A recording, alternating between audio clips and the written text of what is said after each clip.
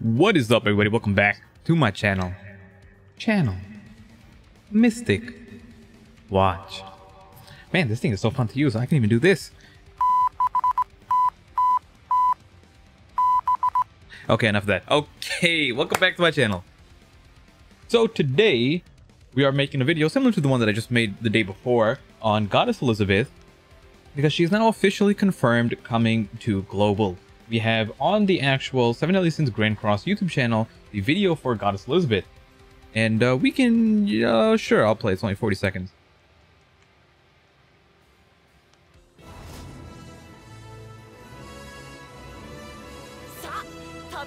Okay, I honestly can't be asked. It's Goddess Elizabeth, okay? There's nothing special. She's coming. So, it's the same one as yesterday, but this one's actually in English. Well, with the English thing. And one thing I did make a mistake on is the way I worded it, I was saying that the Goddess Elizabeth banner would get 154 draws for free, 14 multis, but it seems like, I was over eager, and that is not the case. It is the current 14 multis we are getting for free, and then Elizabeth will pop up along the lines, and she'll be on her own banner. So that's just for clarification's sake.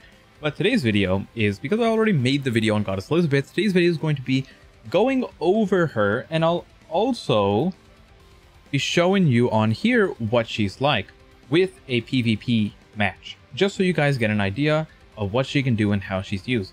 So we're kind of getting a early sneaketh peeketh at the Goddess Elizabeth. So let's start off with what she actually does. So the reason why Goddess Elizabeth is kind of nutty is her passive is insane. If an ally is going to die, recover HP by the amount before death and revive the hero. Pretty much what this means is whenever someone dies, revive them at the exact health they were before that move happened. Also, it removes all debuffs that were on the unit, but it also removes all buffs by that same thing. So that is something to consider because it does make a difference in PvP and stuff. Her two moves are, starting with the first one, is a stun move that cancels stances on rank 2 and 3. So we got a damage on rank 1, rank 2 stuns, and then rank 3 is a 2-turn stun with more damage. The second move, now this is the first time we're going to be seeing this in the game, is a barrier which is weaker than, for example, if we go to Merlin, who has the most standard barrier that we can think of. Merlin's barrier is a 150% off of attack for 2 turns, increases to 225 and then 375. And it stays 2 turns the entire way through. Now, what happens with Elizabeth is both of hers are 1 turn, with the level 2 being weaker than Merlin's level 2, but the rank 3 being still weaker, but 2 turns. So what is the difference? Why is this weaker? Why is this less turns? It is because Merlin's, or I should say Elizabeth's shield, creates a barrier that when attacked, no bonus damage effect will be applied. What does this mean? It means, perfect example right here, moves like this inflicts pierce damage, etc, etc, etc, right? This will not work.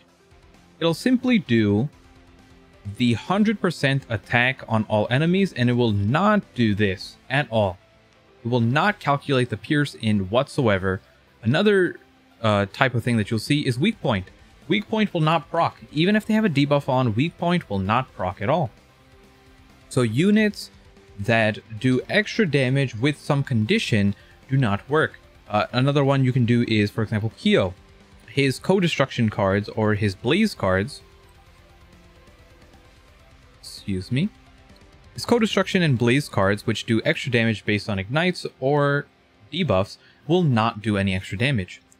And this is a really powerful effect, and it stops a lot of things. One other thing you got to keep in mind is it doesn't, it makes it so that you cannot crit either. So, if you have units like, for example, you're versing a Lost Vein, and they put up a shield, you will not be able to crit him. Or vice versa, if you have an Elizabeth on your team, they cannot crit your Lost Vein. So it does make for some interesting gameplay, and something to consider. Now, the only exception is Rupture, which does double damage to buffed targets. And the shield is a buff, so it'll get hit twice as hard, which makes units like the OG SSR coin shop Diane really good. It makes units like Ludociel, who doesn't exist yet, but will be coming out soon, very good. Now, the ultimate is another thing that makes Elizabeth really strong. Heals HP of all allies by 30%, reflects 40% of damage taken, and heals for 50% of damage reflected for 2 turns. There's a lot going on here. So there's a heal multiplier, which is right here. You got the damage reflection multiplier, which scales up to 120% damage, meaning that at max rank, any damage you deal will be done back to you with more damage. And then Elizabeth will heal this 50%, does not change at all. So she will heal for the damage reflected, or half the damage reflected.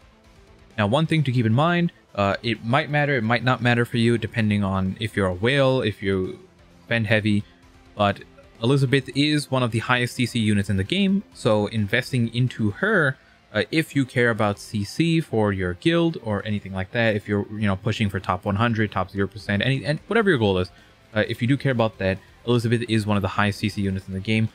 Do run her with HP defense. There should not be any exception to that. Just run her HP defense and you'll be fine. She still hits very hard. And let me pull her up here just to show you what she looks like with a nutty set. This is fully super awakened, 53 KCC. You can see her with really good gear. It's not perfect, but this is kind of what you can expect, right? So let's switch over to that so you don't see that. So we got 14% on the main pieces with these below 14, which is fine, right? With some hammers, this is kind of where you want to be for Elizabeth. I can definitely get this better, but there's really no need to. If we take a look at our cosmetics, I have all the cosmetics that came out with her on launch, but I do not have one of the most recent cosmetics that came out, which had a set for each of the 3 festival units. But you can still see here that she has a crazy high amount of CC, only really losing it because of the missing cosmetic, a little bit of CC off the gear, but that's really about it, right? She can go up to like almost 55k CC, if not 55k CC. Now let's go into PvP and show off what she can do. So I'll set up a team that you will see a lot, and we'll do a match or 2. Okay, so we have the team set up here. There we go. And with this team, you can run it in multiple ways, but this is the core team that you will see with Elizabeth. So it is usually Elizabeth Lost Vein with a Blue King for cleanse and heals, but Green Gother is also becoming a little bit more popular in this team. And then the back can be whoever you want. We are seeing a couple of different options here in the back. Merlin is the common one, followed by Red King as your standard. And usually that's really the 2 that you see. Sometimes you see Death Pierce in the back, but I wouldn't really recommend that as much. So these are what we have. You can run CC food if you want to rush ult, because there is Gother on the team. But I kind of like the ultimate gauge other way around. You can do ult rush if you want to run ult gauge food, but this is my, I'm not a really big fan of ult rush. It's kind of boring.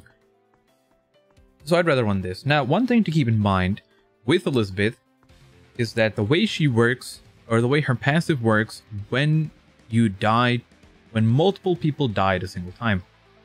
Whatever your leftmost unit is the unit that will get rezzed first. That is how the priority works. So if your entire team gets wiped, the unit that you have on the left will res first. And here's a perfect example of seeing another team, right? Like this is exactly what I meant. He's got Merlin in the back too, or is running ult gauge food without a Merlin.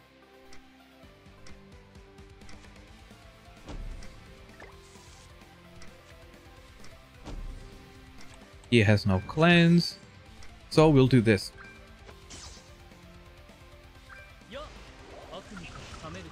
I will rank up the Meliodas, but it's fine. He's gonna lose 3 ultimate gauge.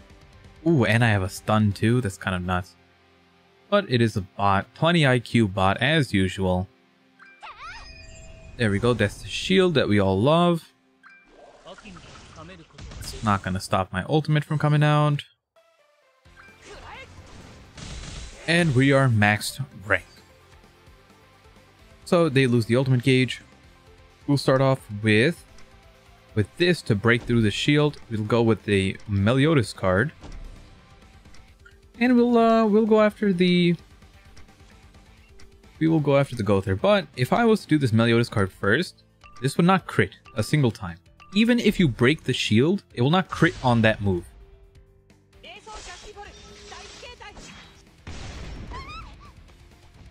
Here we go. This will crit now because all the shields are gone. Oh, I could have just killed the Meliodas. Oh my, he didn't kill. Oh, there we go. That is Elizabeth's passive in action.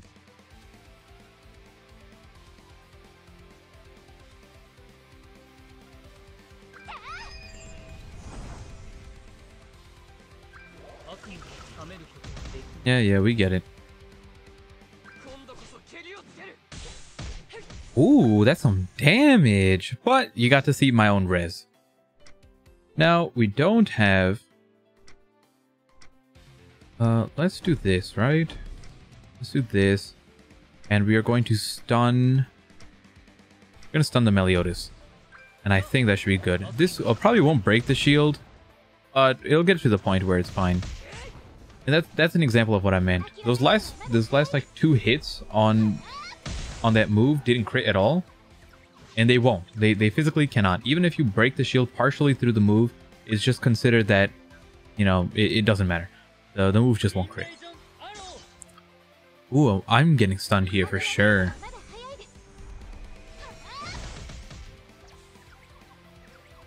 Okay, so this is fine. We rank up. And we simply clear it up. And that should be the match. So this will become either this variant or the variant with Blue King instead of Green Gother will be the best team in the game until King Hendrickson or Droll comes out, right? Either way, this is the team that's going to be competing at the top, so if you care about PvP, you know what to expect. So after this match, I'm going to switch over to the King Hendrickson variant that also runs Elizabeth, so you can see kind of how that works.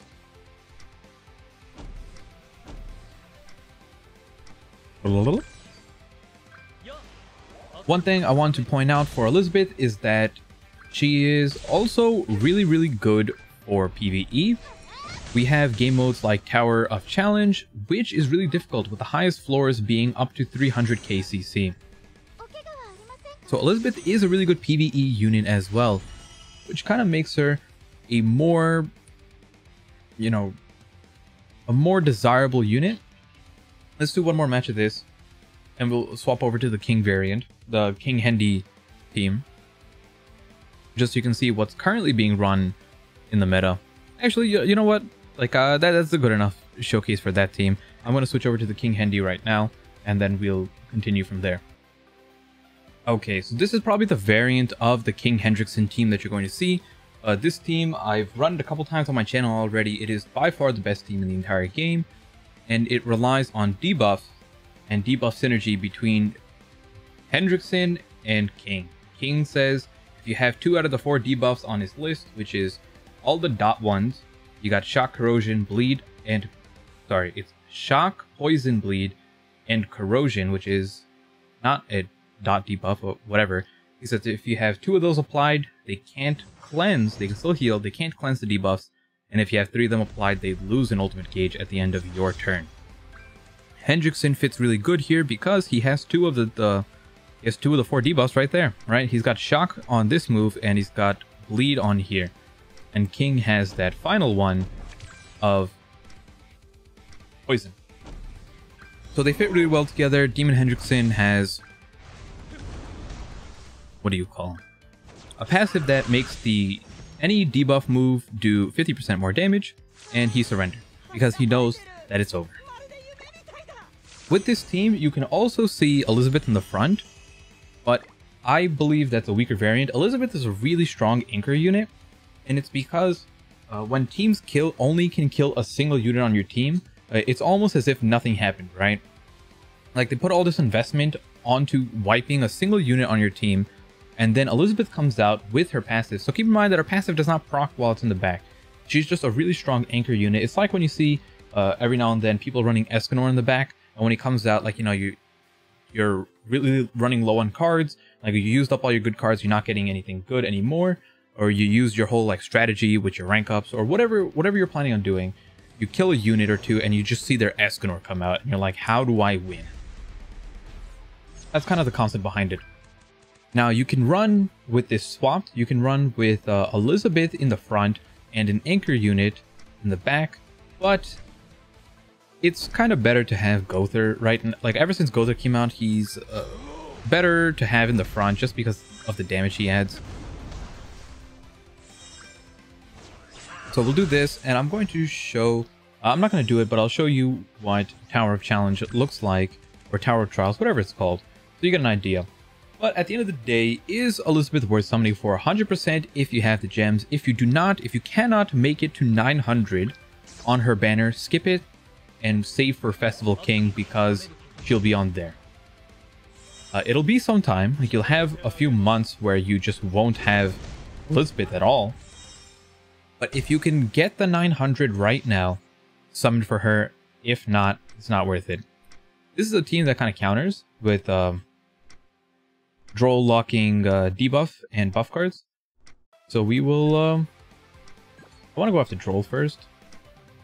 But it's really easy to kind of just punch you there. And punch you. Ooh. Ooh.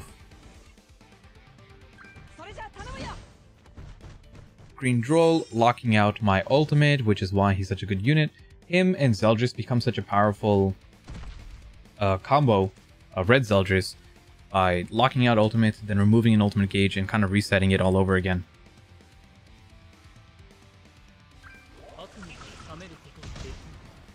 But that's fine, we kind of took out the main damage dealer. Oh, this is a perfect example. You see how he had Escanor in the back. Droll's commandment is whenever someone gets hit, apply a stack of resistance on them. But now I'm kind of getting to the point where I'm getting stuck. And I'm losing an ultimate gauge, unfortunately.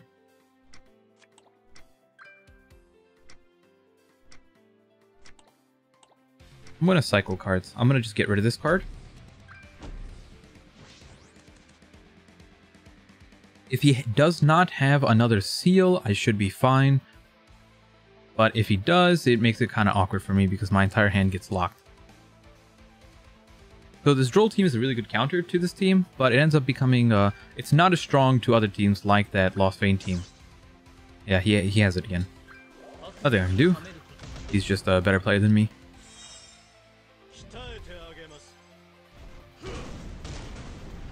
Imagine having that card 3 times in a row. But it's fine. It's still winnable.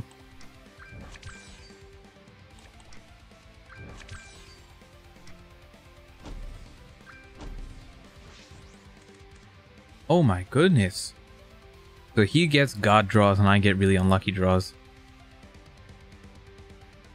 Like, I didn't get a single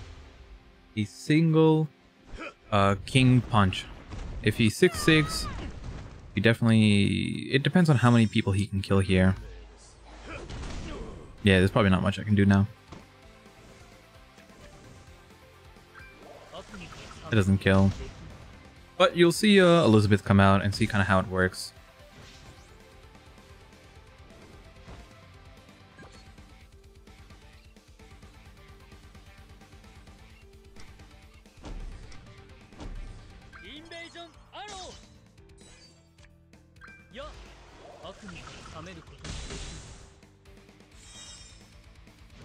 It's fine, lose more ultimate gauge. Let's see, maybe this is winnable, but we won't know. because that Gother ult is going to proc the Elizabeth passive on my own Gother. Oh no, he just smacked me. Are you going to lock me again? I've never seen RNG like this before. Unfortunate. But at this point, there's nothing I can do.